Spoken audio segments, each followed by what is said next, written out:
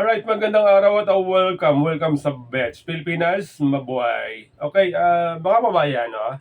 Share ko lang ito sapagkat ito ay mahalaga, no, na malaman ninyo sapagkat after ng mag-file ng criminal charges ang NBI laban kay BP Sara, ito po ay may kaugnayan dun sa ginawang threat di umano ni BP Sara laban dito kay Bongbong Marcos, Lisa Marcos, at Martin Romualdez. Okay? Ay after mag-file ng kaso, criminal charges, ang NBI laban kay BP Sara, nagkalat po itong mga post, video sa social media at sinasabing, o yan, ikukulong na si Sara. Makukulong na si Sara. Yan po ay gawa naman nito mga taga-suporta, mga vlogger na hindi ko alam kung ito ba ay mga bayaran. May mga nagsasabi, ito daw, bayaran eh. Ako hindi ko alam kung mga totoo ba ito, mga bayaran ng mga ito. Sinasabi nila na yari si Sara. Kaya lang,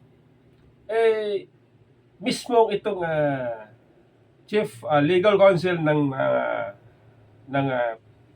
Presidente Marcos, sinupalpal sila. Ito po base po dito sa balita sa GMA News online. Okay? O sabi dito and really no charges may be filed versus Sara Duterte at this time for conditional threat. So yan po sinabi ni Enrile base po dito sa GMA News online. Babasahin natin no criminal charges or charge may be filed against Vice President Sara Duterte over her remarks that she had ordered someone to kill President Ferdinand Marcos Jr., First Lady Lisa Marcos, and Speaker Romualdez. If anything happened to her, Chief Presidential Counsel Juan Ponce Enrile has said, yan, napakalinaw supalpal sila. Mismong abogado ng Pangulo Marcos, tagapagpayo, Chief Legal Counsel. Ito pa, base sa isang balita naman, dyaryo. No criminal charge could be made versus Sara Duterte overkill remarks. Okay?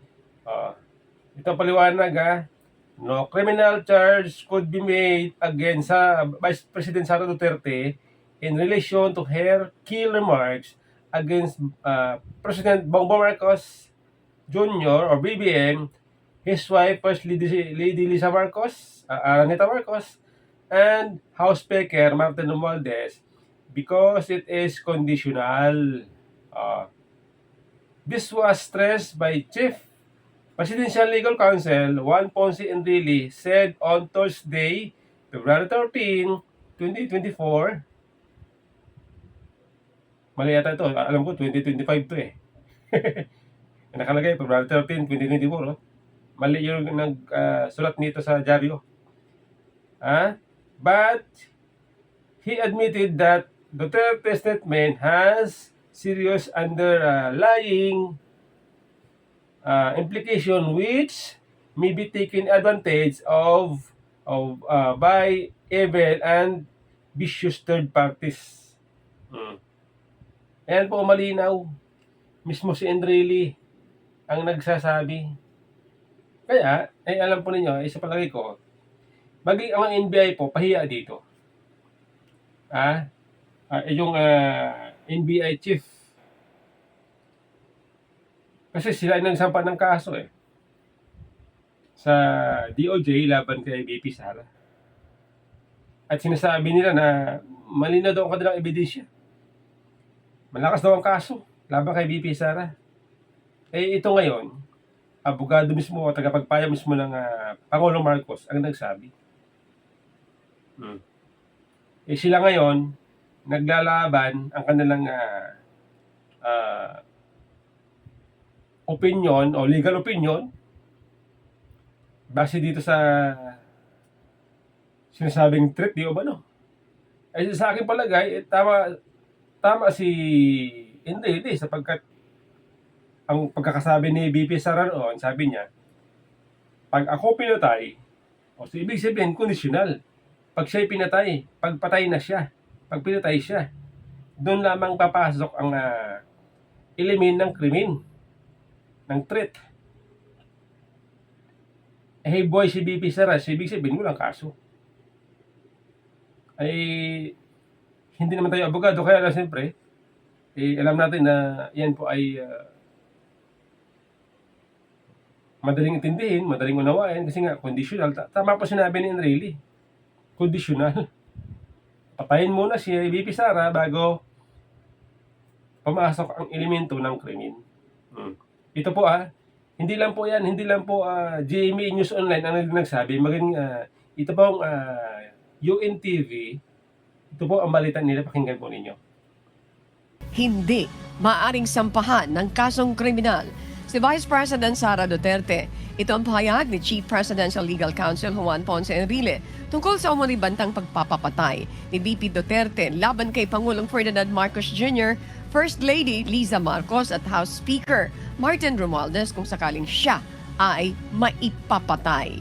Ipinaliwanag ni Enrile na isang conditional ang pahayag ng Vice Presidente, gayunpaman ito ay may seryosong implikasyon na sinasabing bawat krimen ay may guilty mind at guilty act. Dagdag pa ng dating senador, kung may tangkang pagpatay kay Duterte, ngunit hindi ito magtagumpay, maaring mapagbintangan ang unang mag-asawa at si Romualdez na maaring magpalala sa hidwaan sa politika at gamitin ng iba para sa kanilang sariling kapakanan. Malinaw ang balita. No criminal charge. VP Sara o against VP Sara. Kaya sa palagay ko matinding kahihiyan ang inabot dito ng NBI. Tinatanggi nila ang akusasyon ni dating Presidential Legal Counsel Attorney Salvador Panelo na pangharas umano laban kay VP Sara ang ginawa nilang pagsampa ng kaso. Ay, hindi po namin hinaharas si Vice President. Nire-respeto nga po namin siya. Kaya binigyan namin siya ng dalawang pagkakataon para umapir dito. Ma'am, remember, no one is above the law. Kung sino nagbabiolate ng law, kahit sino ka pa man, ay papanagutin ka namin. Ayon pa kay Santiago, naniniwala sila na sapat ang kanilang ebidensya para sampahan ng kaso ang Vice Presidente. That was filed not because she is a Vice President. That was filed because she committed a crime. So being a judge, we were trained.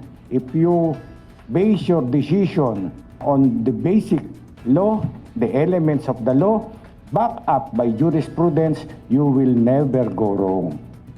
Sana po binasa ni Attorney Sal Panelo yung aming report, makikita niya, binatbat namin ng sangkatutak na jurisprudence bakit kami nag-come out with that decision. Sinabi rin ng dating Presidential Legal Counsel na may bahid-anya ng politika at demolition job ang ginawang hakbang ng NBI. Kung kaya hinikayat din ni Panelo na bumalik na lang anya sa law school ang NBI Director. Kaya nga sabi ni Panelo Sabi ni Panelo, ayan po ay harassment. Okay? Pero itinatanggi naman ng NBI. Sabi nila, wala daw harassment dito. Malinaw ang kaso laban kay VP Sara. Malinaw daw ang ebidensya laban kay VP Sara. Okay? Kaya nga sabi ni Panelo dapat daw bumalik muna sa law school itong NBI director. Bagamat yan po ay biro, kantsaw, pero malaman. Ibig sabihin yan, hindi alam ng NBI director ang batas. Oh, ah, ayan po mga kababayan. Ito kasing mga ibang Pinoy, masyadong advanced mag-isip. Itong mga vlogger na taga-suporta ng administrasyon, masyadong atat na ikulong si VP Sara. O ngayon, mismong abogado ni Pangulong Marcos ang nagsabi, pahiya kayo ngayon, ha? O, pahiya kayo. Ha? Ang bira kayo. Next time, payo ko sa inyo next time, huwag kayong mong atat na atat. Huwag niyo pangunahan ng mga eksperto. Itong si Enrile, masabi natin na paminsan-minsan, merong pagiging neutral sa kanyang puso, sa kanyang dugo. Okay?